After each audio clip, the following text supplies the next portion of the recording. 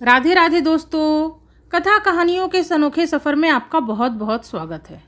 दोस्तों, आज की कहानी का शीर्षक है गरीब किसान की चतुर बेटी। अगर आपको कहानी पसंद आती है तो इस वीडियो को लाइक करके मेरे चैनल को सब्सक्राइब कर दीजिएगा और मुझे कमेंट करके बताइएगा कि आपको कहानी कैसी लगी।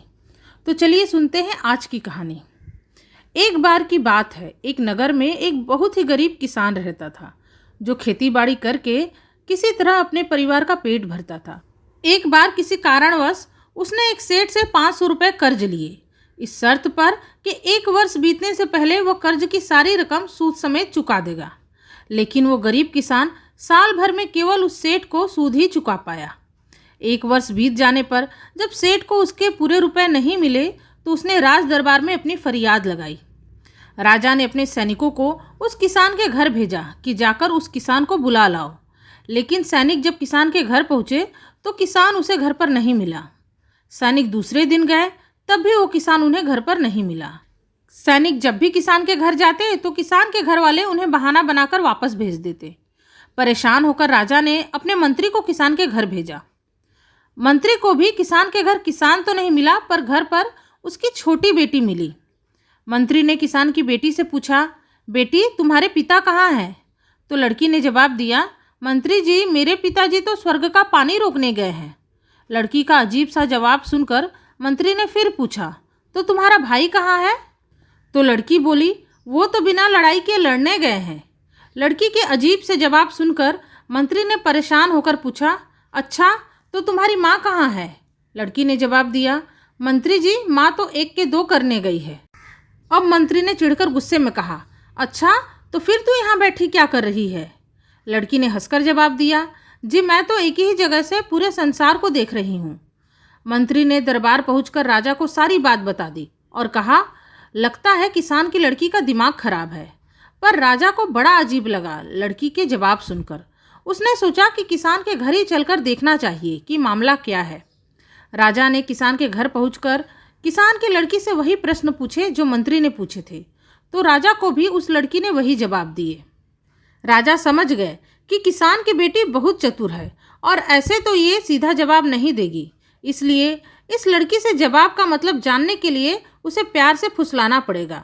फिर राजा ने बड़े प्यार से पूछा, बेटी जो तुमने जवाब दिए उनका मतलब क्या है?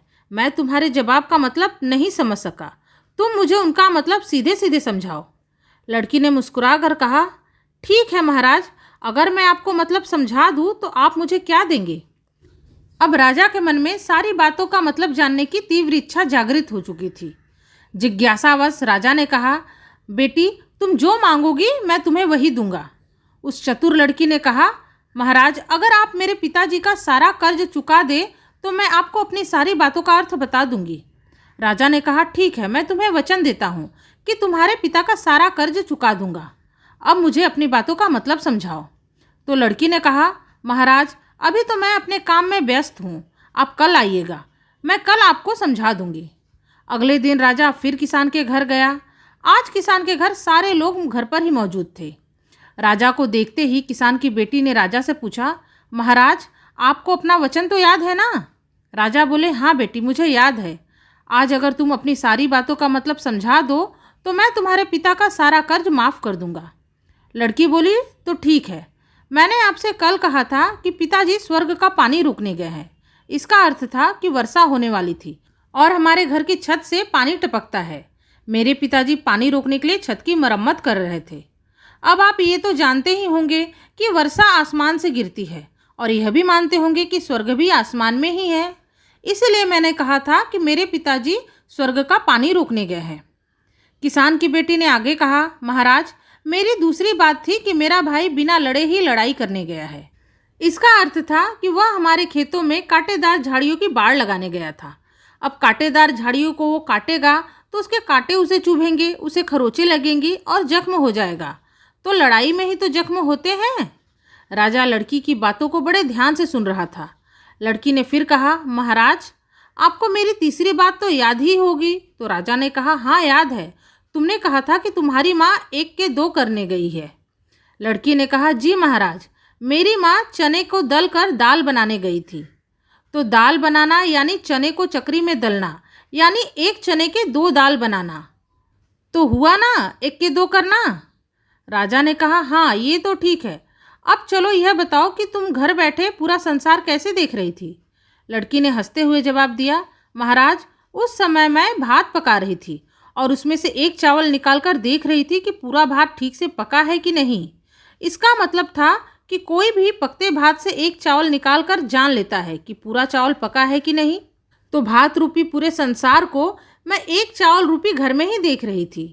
इतना कहकर किसान की बेटी चुप हो गई। राजा लड़की की बुद्धिमानी देखकर प्रसन्न हो गए। राजा ने कहा, बेटी तुम सच में बहुत चतुर हो, पर यह बात तो तुम मुझे कल भी बता सकती थी, तो तुमने मुझे आज फिर से क्यों बुलाया। तो लड़की ने हंसकर कहा, अरे महाराज मैंने आपको बताया ना कि कल जब आप आए तो मैं भात बना रही थी। अगर मैं कल आपसे बातों में लगी रहती तो चूल्हे पर चढ़ा भात या तो कच्चा रह जाता या जल जाता। फिर मेरी माँ मुझे ही पीटती और फिर कल घर में भी कोई नहीं था। अगर मैं सबसे बताती कि आपने पिताजी का कर्ज माफ़ कर दिया है तो मेरी बात पर कोई भी भरोसा नहीं करता। आज स्वयं आपके मुंह से सुनकर जहाँ सबको इसका विश्वास भी हो जाएगा, वहीं सबको खुशी भी होगी। राजा लड़की की बात सुनकर बहुत प्रसन्न हुआ। उसने अपने जेब से सोने की 10 मोहरें निकालकर लड़की को दी। उसके पिता का कर्ज अपने खजाने से चुकवा दिया और साथ ही राजा ने लड़की की अच्छी शिक्षा के लिए वजीफे की भी घोषणा कर दी, जिसे सुनकर किसान और उसका परिवार बहुत खुश हुआ। किसान की बेटी की चतुराई से उनके जीवन की बहुत बड़ी समस्या का समाधान हो गया था। तो दोस्तों, यह थी आज की कहानी। उम्मीद है आपको आज की कहानी पसंद आई होगी। पसंद आई है तो इस वीडियो को लाइक करें, कमेंट करें, अपने दोस्तों में शेयर करें और प्लीज़ मेरे चैनल को भी सब्सक्राइब करें।